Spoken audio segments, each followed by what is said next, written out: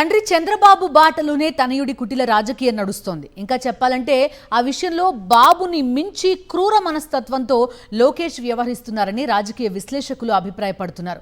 పైకి చట్టం న్యాయం అంటూ నీతులు చెప్తున్న లోకేష్ తెర వెనక మాత్రం రెడ్ బుక్ అరాచక విధానాలను అమలు చేస్తూ గతంలో ఎన్నడూ లేని విధంగా రాజకీయ కక్ష సాధింపులకు పాల్పడుతున్నారు. లోకేష్ ప్రతీకార రాజకీయాల వికృత స్వరూపంపై ప్రముఖ జర్నలిస్ట్ కొమ్మినేని శ్రీనివాసరావు కామెంట్ చూద్దాం. ఏపీ ముఖ్యమంత్రి చంద్రబాబు నాయుడు కుమారుడు మంత్రి లోకేష్ తాజాగా ఒక వ్యాఖ్య చేశారు. ఏపీలో ప్రతీకార రాజకీయాలకు చోటు లేదట. జగన్ను కావాలనుకుంటే ఎప్పుడో జైలుకు పంపించి ఉండేవారట. ఆయన ఒక జాతీయ టీవీ ఛానల్ ఏర్పాటు చేసిన సదస్సులో ప్రముఖ జర్నలిస్ట్ రాజ్దీప్ సర్దేశాయ్ అడిగిన ప్రశ్నలకు జవాబిచ్చారు. ఈ సందర్భంగా పలు అంశాల గురించి మాట్లాడుతూ ఈ వ్యాఖ్యలు చేశారు. ఆయన చేసిన వ్యాఖ్యలలో ఎంతవరకు నిజం ఉందన్నది చర్చనీయాంశం. గత ఏడాది జూన్లో అధికారంలోకి వచ్చిన తర్వాత జరిగినంత ప్రతీకార రాజకీయం ఏపీలో గతంలో ఎన్నడూ లేదు. తాము రెడ్ బుక్ ప్రకారం వైసీపీ వారిపై కక్ష తీర్చుకోబోతున్నామని చెబుతూ ఏపీలో కొన్ని చోట్ల రెడ్ బుక్ హోర్డింగులు కూడా పెట్టారు. టీడీపీ కార్యకర్తలు చెలరేగిపోయి వైసీపీ వారి ఇళ్లపై ఆస్తులపై దాడులు చేశారు. పల్నాడు వంటి చోట్ల వైసీపీ వారు ఇళ్లు వదిలి వేరే రాష్ట్రాల్లో తలదాచుకోవాల్సి వచ్చింది. తప్పుడు కేసులు పెట్టి అనేక మందిని జైలు పాలు చేశారు. ఎవరైనా బెయిల్ తెచ్చుకుంటున్నారనుకుంటే వెంటనే మరికొన్ని తప్పుడు కేసులు పెట్టి నిర్బంధంలోనే ఉంచే ప్రయత్నం చేస్తున్నారు. కొందరిని సుదూర ప్రాంతంలో ఉన్న వివిధ పోలీస్ స్టేషన్ల చుట్టూ తిప్పి నరక యాతన పెట్టారు. వైసీపీ నేతలపై ఏదో ఒక అక్రమ కేసు బనాయించడమే లక్ష్యంగా ప్రభుత్వం పనిచేసింది. ఇక వైసీపీకి మద్దతు ఇస్తారనుకునే సోషల్ మీడియా వారిని అయితే దారుణంగా హింసించే విధంగా అక్రమ అరెస్టులు సాగించారు. అదే టీడీపీ జనసేనలకు చెందిన వారు ఎలాంటి హింసకు పాల్పడినా వారిపై కేసులే పెట్టడం లేదు.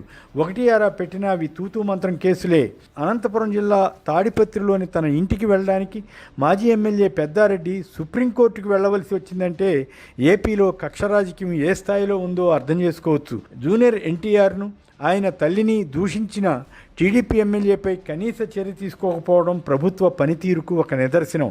ఆయనే కాదు, కొందరు టీడీపీ ఎమ్మెల్యేలు మహిళలను వేధించిన కేసులు కట్టరు. ఇతర అరాచకాల సంగతి సరే, ఏపీలో పోలీసు రాజ్యం ఎలా నడపాలో, కక్షలు ఎలా తీర్చుకోవాలో భవిష్యత్ ప్రభుత్వాలకు కూటమి సర్కార్ తీరు మార్గదర్శకం అయ్యే ప్రమాదం కనిపిస్తోంది.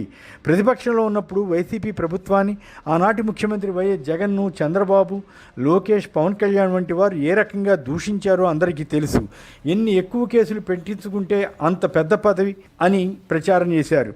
అధికారుల పేర్లు కూడా రెడ్ బుక్లో రాస్తున్నామని బెదిరిస్తూ లోకేష్ యువగళంలో పలుమార్లు బెదిరించారు. అయినా ఆనాటి ప్రభుత్వం వారి పరుష వ్యాఖ్యలను బెదిరింపులను పెద్దగా పట్టించుకోలేదు, కేసులు పెట్టలేదు. టీడీపీ కూటమి అధికారంలోకి వచ్చాక ఎవరైనా ప్రభుత్వాన్ని ప్రశ్నించినా, వారి వైఫల్యాలను ప్రస్తావించినా పోలీసులను ప్రయోగించడం ఆరంభించారు.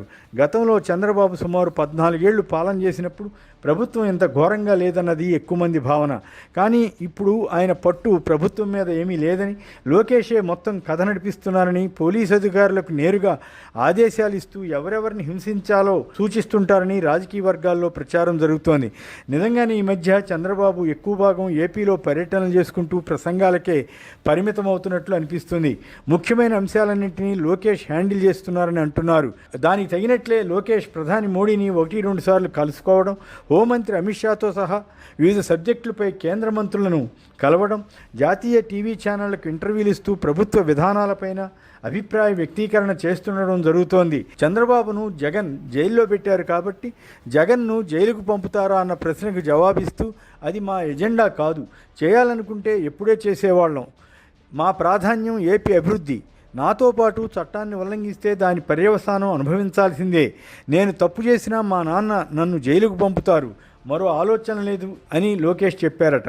ఈ వ్యాఖ్యల్లో ఎంత నిజం ఉందో ఆయన ఆత్మకు తెలుసు. జగన్ను కావాలంటే ఎప్పుడో జైలుకు పంపేవారమని అనడం అంటే అది అహంభావంతో కూడిన సమాధానం కాక మరేమిటని వైసీపీ నేతలు వ్యాఖ్యానించారు.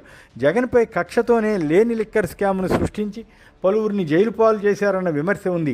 ఆ కేసులో ఎలాగైనా జగన్ను కూడా జైలుకు పంపించాలని విశ్వయత్నం చేస్తున్నారు. ఎల్లో మీడియాలో రోజు తప్పుడు కథనాలు రాయిస్తున్నారు. దీన్ని ప్రతీకార రాజకీయం అనరా? రాజ్దీప్ సర్దేశాయ్కి ఏపీలో ఏం జరుగుతుందో తెలియకపోవచ్చు. లోకేష్ జవాబు ఇచ్చిన వెంటనే మరి రెడ్ బుక్ మాట ఏమిటి అని ప్రశ్నించి ఉండాల్సింది.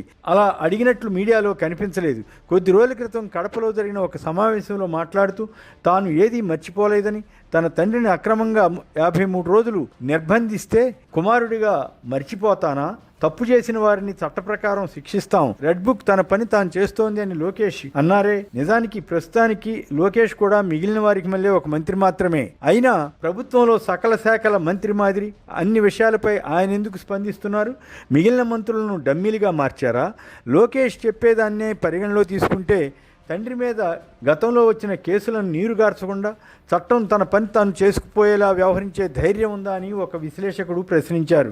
చంద్రబాబు స్టైల్ ఏమిటంటే తన రాజకీయ ప్రత్యర్థుల వ్యక్తిత్వాన్ని హననం చేసి లాభం పొందే యత్నం చేయడం.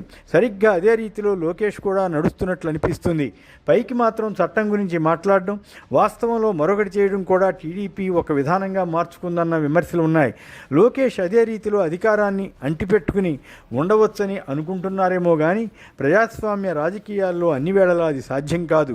చిత్తశుద్ధి ఉంటే ఇప్పటికైనా ప్రతీకార రాజకీయాలు, రెడ్ బుక్ గోల మానుకుని హుందాగా నడిచే నేతగా పేరు తెచ్చుకుంటే ఆయనకే మేలు కలుగుతుంది. లేకుంటే ఆయన తన ప్రత్యర్థులకు వేస్తున్న ఉచ్చు ఎప్పుడో ఒకప్పుడు తనకు కూడా తగులుతుందన్న సంగతి మర్చిపోరాదు.